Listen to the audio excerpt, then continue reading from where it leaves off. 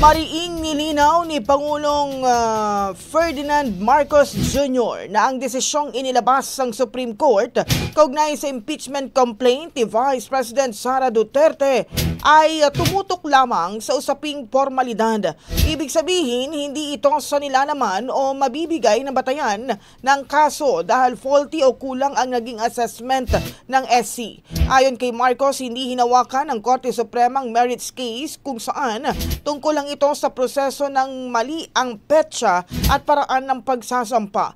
Binanggit pa ng Pangulo na wala pang pagdinig o pagdididi sa naganap kaugnay sa mismong akusasyon. Git pa ng punong ehekutibo, walang kinalaman ng pamahalaan sa proseso ng impeachment kundi tanging Korte Suprema, Senado at House of Representatives lamang ang may jurisdiksyon sa usapin.